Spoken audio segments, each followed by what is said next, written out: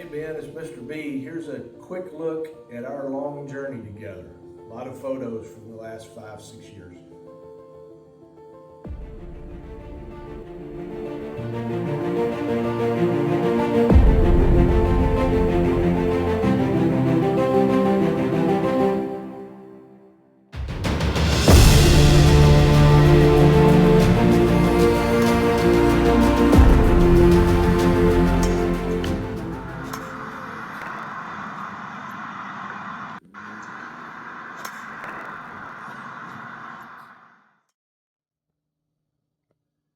So there's a picture of our history, really.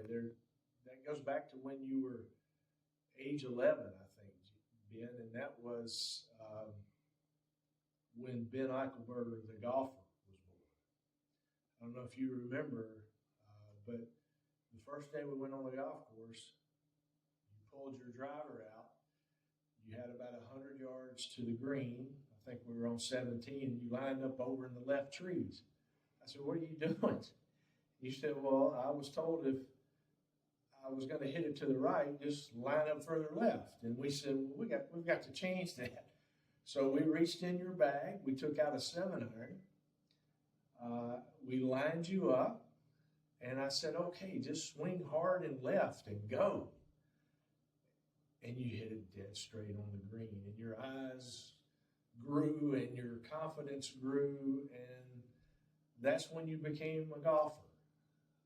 I can remember back to the days when you would ride with me and Jenna down the fairway, and you'd stick your little head in between us in the back of the cart. You were so small, and now you're a giant. I look up to you now. Back then, you were about at my waist. So I shrunk and you got taller. But it's been a great ride. And I'm so proud of you. I always believed in you, even from that day to today. Always believed in you. I talked to your parents several times. You probably never heard of those conversations, but I told them you were special. You had something different. The ball sounded different when you hit it. And that's rare. It's rare in golf. But getting you to believe in that was the end game here. Getting you to a point where you believed in yourself. I always believed in you. So we started out just like all teenagers, wanting to hit it a long way. So you hit a draw and you killed it, but sometimes you killed it 30 yards too much. And it was hard to score that way. And convincing you to move from a draw to a fade really changed your ability to play. I always trusted you, and you trusted me. And that's how our relationship grew to where it is now. I remember you worrying about scores. "I'm putting in the work, Mr. B, but I'm just not shooting scores like other players." And we always talked about just committing to the process, learning how to control your emotions, learning how to hit the golf ball where you want it, and eventually it would all come together. So things began to change when you were 14, 15. Obviously, you started growing, but you started buying into the fade. You started hitting more greens, but we still weren't producing the scores. So the last step was revamping the short game and your putting. And we went through several changes there. But again, I believed in you, you believed in me, and we worked together. Some of the most proud moments with you was at church when you were confirmed.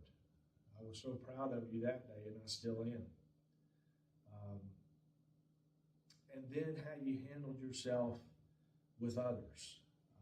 It's very easy to get prideful or boastful at times, but you You were grounded.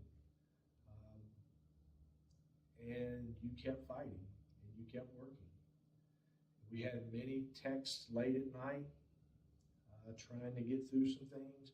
We had texts before you teed off. I even caddied for you, which was a great experience for me. I loved every minute of it. And I learned from you that day or those days.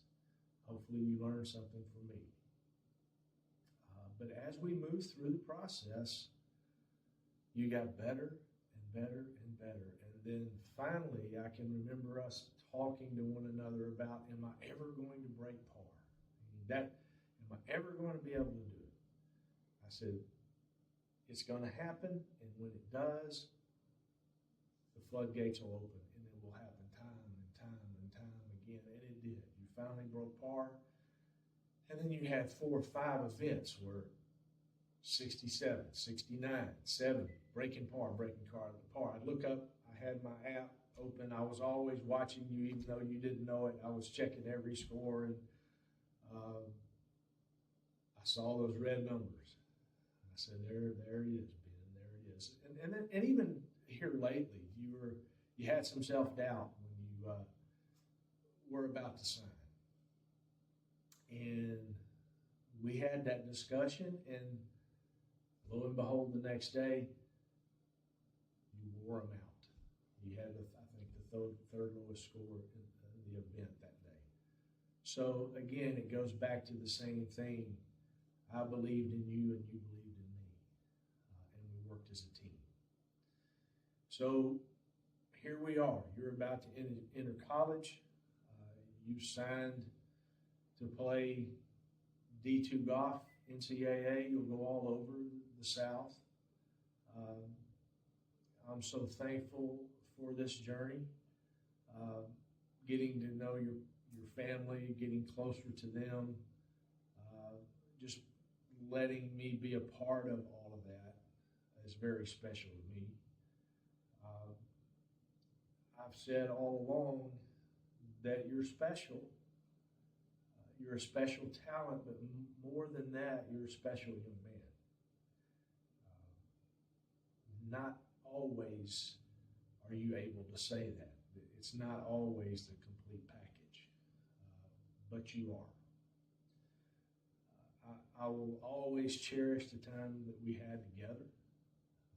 I think it was good for both of us, honestly. But I couldn't be more proud of you. You've come so far. And I just want you to know that I'm proud of everything you do, everything you've become. You're the son I never had. And I love you. And I can't wait to see what comes next. It's going to be great.